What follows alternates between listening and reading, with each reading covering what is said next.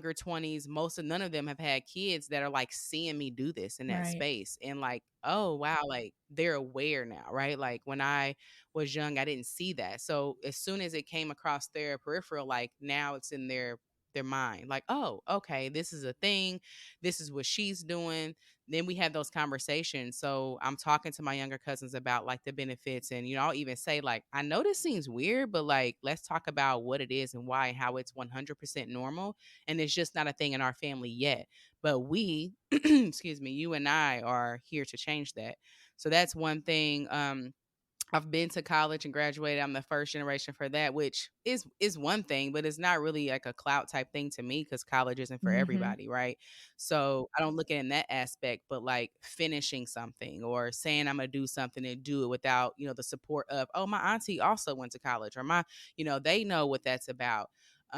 So that's another thing. And then I think what's really big, and I feel like the most important, like generational cycle breaking thing that I have done and I'm doing in my family is this conscious parenting space and journey. Um, I know that I hate to put labels on it because that always like, why we gotta Right, name why right, we gotta name our parenting, but I feel so I hate to start it with that, but it's damn near like you have to label it because we know what traditional parenting is right, like, and it creates that difference. right, So being the first person in my family to really take on this work in that aspect has been the most difficult, the most eye-opening, and the most challenging, like for me as a right, person. So I guess to answer the question the whole is like, as a generation cycle breaker, you and your family and your circle of people, family, friends, like in your, atmosphere, I guess, just like doing things mhm. differently and on Mm. purpose. Man, okay. I usually ask this question way later in the show. It's like how I close it out. Yeah. But you brought up some really great things. And as I was preparing, I had to tweak this a little bit or whatever because obviously I'm listening to you. I'm listening to all the knowledge that you have on your platform or whatever. And I was like, man, I really want to. So we're gonna circle back. We're gonna Yeah. circle back.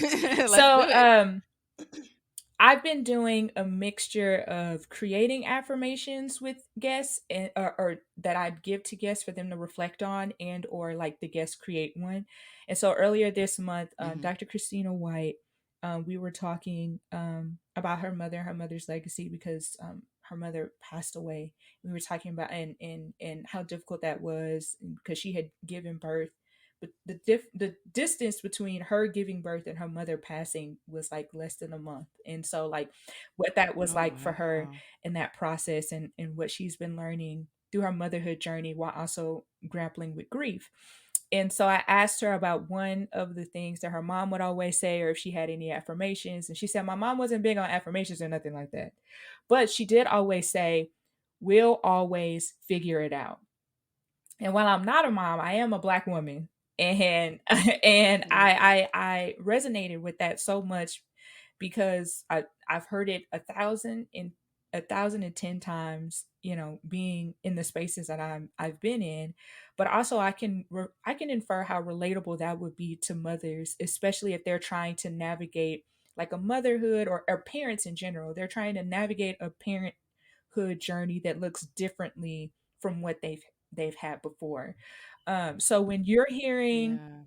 we'll figure it out for you where you are in the work that you're doing, what are some things that kind of come to mind for you? Yeah. Man, that's so good because we do. Um, I think that when I'm hearing we'll figure it out as far as parenting, for me, the first part of my parenting journey was very much, for lack of a better word, unconscious. Like I had this child and then eventually my second child, and I was just doing life. Like life was throwing at me and I was just doing it, and that was it. Um, but when I started, I feel like it starts with Mhm. awareness. And once I started becoming aware of like how I was showing up and then connecting the dots with how I was showing up to my childhood and my experience, and then that moment I was realizing like, whoa, I'm creating the future because of the experience I'm creating for my kids.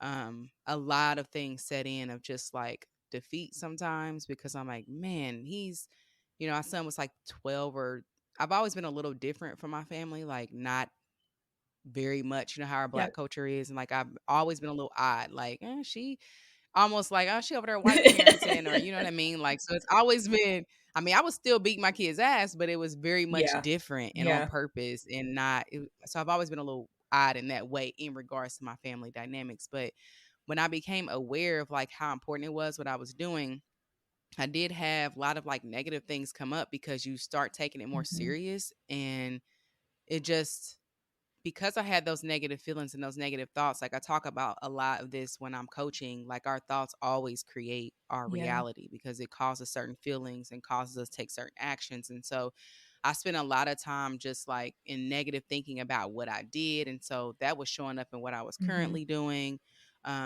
But then there comes a time when you're like, okay, what are you doing? Where are you at? Let's bring it back. Like, what do you want? And having that future in mind. And I love like we'll always figure it out because of course I'm like paving an entire new way. I have no idea how to parent my kid as a human being and not my Mm. property.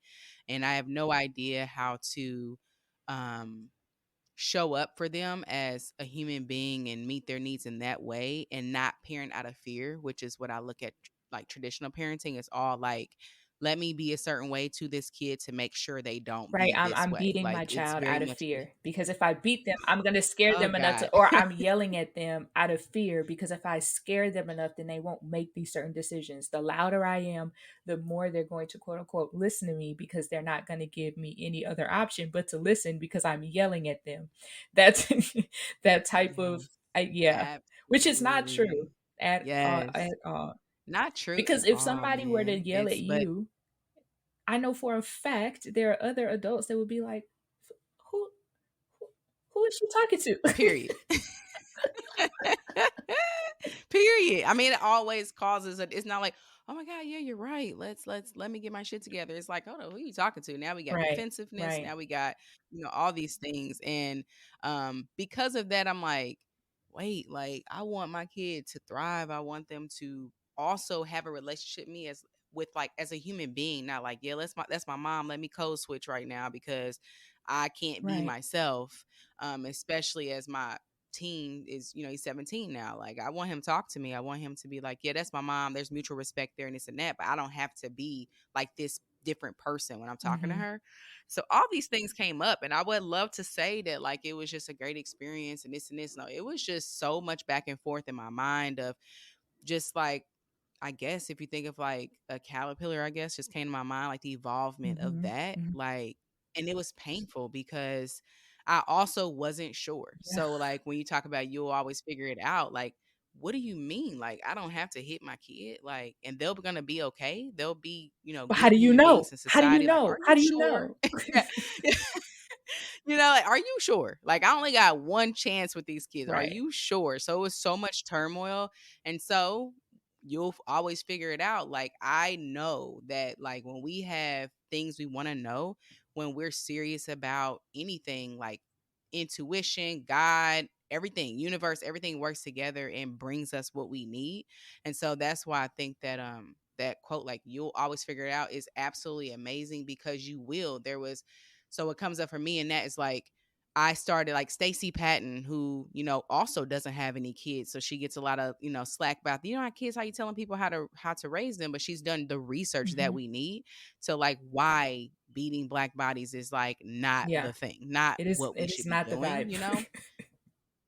Yeah, like come on now. We did that when it made sense. Like it don't make sense no more. And so she just fell in my lap. Like literally the probably week that I was like, I really don't think I want to hit my kids no more, like anymore. And people in my family like, what? I mean, what? Are you sure? Like it- get this girl some help. Like something going on with her. She always been a little odd, but something going on. I mean, she fell in my lap and it was so corny, but like she had this thing. Literally, when I found out about her, I was like just in turmoil about this. And so, can you imagine? Like, of course, my kids are still kidding, right? They're still doing shit that I previously am like, you need your ass beat for that. And so they just did this thing, and I'm like, hold on, wait, let me go see. Like, I need to look this up. Should you get hit for this? I mean, it was just a mess, man. It was a Mhm. whole mess. Trying, they're like, I'm confused as a Right. parent.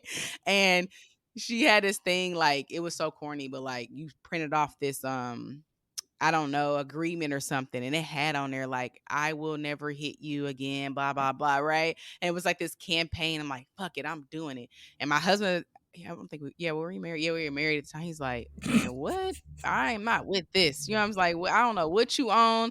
And so again, like in my family, even in my inside family with my husband, he's like, "Nah, you tripping, yo." And I printed it off, I signed it, I took it to my older kids, like, listen, they're looking at me like, are you okay? You know, but you'll figure it out, right? So, like that. And ever since then, when I don't know something, it's really like when we just stay in tune with Hmm. ourselves and we ask the question like as specific as clearly as we can, Hmm. and we're open to what comes, it always comes to us. And it doesn't mean that you're always going to be right either. It doesn't mean you have the right thing, everything turns out right, but everything works out. You know, I still mess up to this day and I figure it out and I apologize and I show up as a human being because that's what I am first, Right. you And know? it's very reflect I So I know don't know if no, that answers you your did question. answer my question. It's also really reflective of the platform and the work that you're trying to do, the work that you're trying to share with your audience and whoever just comes across you. And I'm glad that you were talking about